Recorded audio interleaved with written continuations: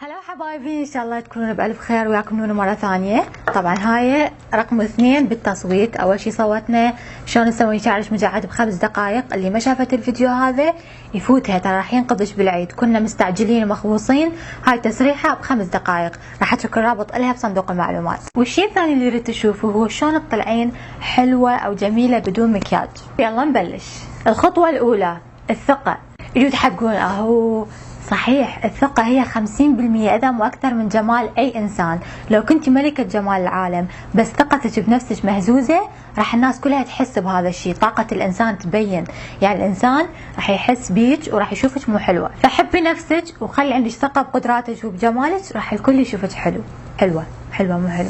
هسه من صدق، اول شيء بالنسبه لي عندي قاعده خاصه بي، اللي هي كل شيء ابيض بوجهي لازم يكون ابيض، مو اصفر مو احمر، ابيض. واكيد افتهمتوا قصدي على الاسنان وبياض العين. بياض العين لازم يكون ابيض ناصع، مو احمر ولا اصفر، لان العين تفضحنا. اذا عينك حمراء او صفراء راح تبينين تعبانه، راح تبينين مرهقه، حتى راح تبينين اكبر من عمرك، ما راح يبين منظرك انه مصحصحه وفريش. فاني بالنسبه لي استخدم هاي القطره، اعتقد اسمها فايزاين او فيزين ما اعرف شنو. راح اترك الرابط لها واسمها بصندوق المعلومات. رحت على الصيدلاني بكل بساطه وقلت له عم اريد قطره مال عيون حمراء وتعبانه. انطاني هاي القطره، نصحني انه ما استخدمها بشكل يومي، لذلك استخدمها يعني مره بالاسبوع او مرتين بالاسبوع ماكسيموم. فهاي القطره انا اللي استخدمها. روحي على اي صيدليه قريبه منك واسالي الصيدلاني عن قطره التخلص من احمرار وتعب العين، وهو راح ينطيش وحده تكون امنه للاستخدام. وايضا بياض الاسنان، اذا تريدين تطلعين بلا مكياج لازم يطلع شكلك نظيف، ووحده من علامات النظافه هي الاسنان البيض. انا شخصيا استخدم الشرائط مال كريست. رحت ايضا على صيدليه وسالت على شرائط كريست، موجوده بكل دول العالم، واستخدمها تقريبا مره كل شهر الى شهرين. ما استخدمها باستمرار لانه انا اغسل اسناني مرتين باليوم، فعاده اسناني تظل بيضة فتره طويله. فهذا شيء كلش مهم، بياض العين وبياض الاسنان. الشغله الثانيه هي التخلص من الرؤوس السوداء. ضروري ضروري ضروري، لان اولا منظرها مو حلو، ثانيا تسوي ملمس البشره خشن، وهذا الشيء يبين بشرتك باهته، وبالتالي تبينين تعبانه ومريضه. انا بالنسبه لي استخدم هذه الشرائط مال بيوري، مشوفت لكم اياها 100 مره، وايضا مشوفتها على الكاميرا شلون استخدمها، فما راح اكرر نفسي. بس هاي الشرائط انا اشتريها ايضا من الصيدليه هنا، او روحي المحلات التجميل او محلات الكماليات احنا بالعراق نسميها، وطلبي شرائط لإزالة الرؤوس السوداء وهم راح ينطوك. الشيء الثالث تقشير البشرة. ما تدرون تقشير البشرة شقد مهم وشقد غير بشرتي 180 درجة. أنا أقشر بشرتي مرتين بالأسبوع، إذا متعاجزة مرة بالأسبوع، بس مو أكثر من مرة. التقشير يزيل الخلايا الميتة. الخلايا الميتة من تتراكم على البشرة من اسمها خلايا ميتة، يعني يطلع شكلش ميت. ليش؟ لأنه يصير منظر بشرتك باهت، تطلع لك حبوب جوا الجلد، الأساس أو كريم الأساس من تخليه يقوم يقطع ويصير منظره مشلح وبين منظر وجهك جاف. طريقة التقشير أنا بالنسبة لي هسه راح أشوف لك إياها. أول شيء المقادير للمقشر جدا بسيطة. راح تحتاجين طحين رز، طبعا هذا الطحين أنا طحنته يعني بالطاحونة، إذا ما عندك طاحونة هاون. نص ليمونة وعسل. راح أضيف ملعقتين وسط من طحين الرز، عصير النصف ليمونة، ملعقة واحدة عسل. العسل مضاد للأكسدة وأيضا يرطب البشرة ويمنعها من الالتهابات، وبالتالي يخفف الحبوب. هسه راح نخلط المكونات عادي.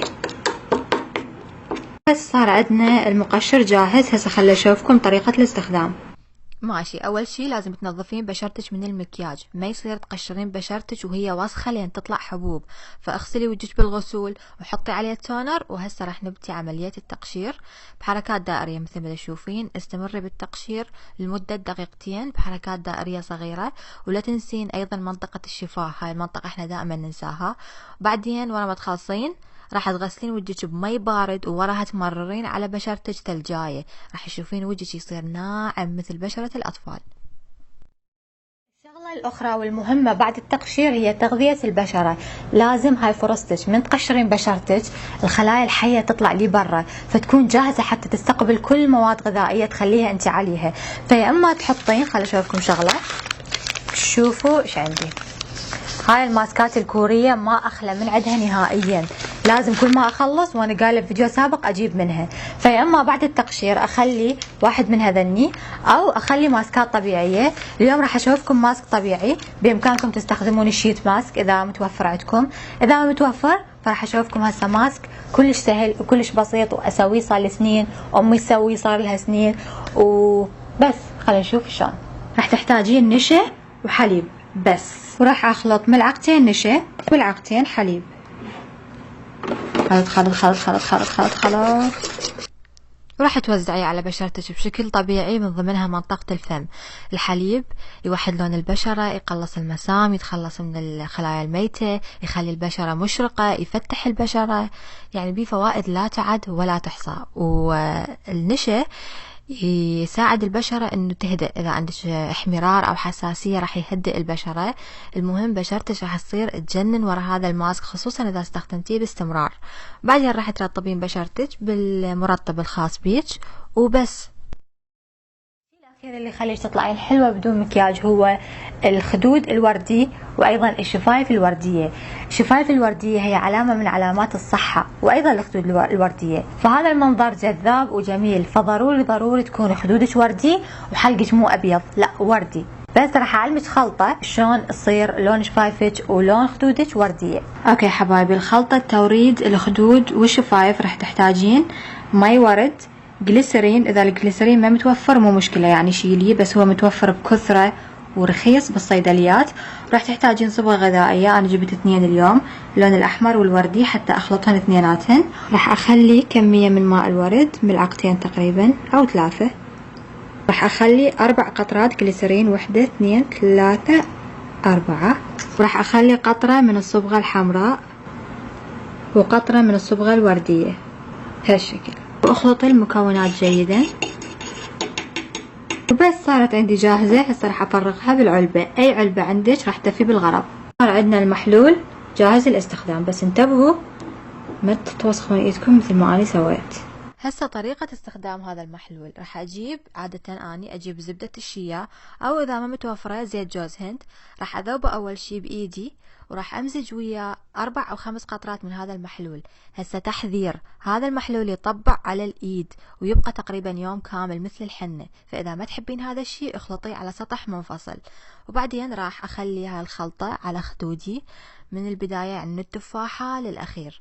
وهذا الشيء راح يخلي منظر خدودك وردي ولامع وصحي ورطب بنفس الوقت. ونفس المحلول راح اخليه مباشرة بدون ما امزج وياه شيء على شفايفي مثل ما تشوفون. راح تصير شفايفك وردية بدون ما يبين ان انت حاطة اي شيء، وهذا اللون راح يطبع وياك لحد ثاني يوم، يعني يظل يوم كامل انت شفايفك وردي. واكيد لا تنسين ترطبين شفايفك بزبدة الشيا او اي مرطب خاص وبس. هسه احنا بلا مكياج، بس شنو صورة أحسن مما إحنا عليه، يعني شكل صحي ونظر وحلو ووردي. اوكي حبايبي، خلاص فيديو اليوم، ان شاء الله يا رب استمتعتوا واستفاديتوا كالعاده. اريدكم تصوتوا لي شو تريدون الفيديو الجاي. تريدون نبدي بسلسله العيد، مكياج العيد وكذا، لو تريدون روتيني الجديد للعنايه بالبشره. اتركوا لي اقتراحاتكم بصندوق التعليقات، انا اكيد راح اسوي لكم مكياجات العيد 2 أو 3 أو اكثر على قد ما اقدر. وبس احبكم كلش كلش هواي، واشوفكم بالف مليون خير ان شاء الله المره الجايه. مع السلامه.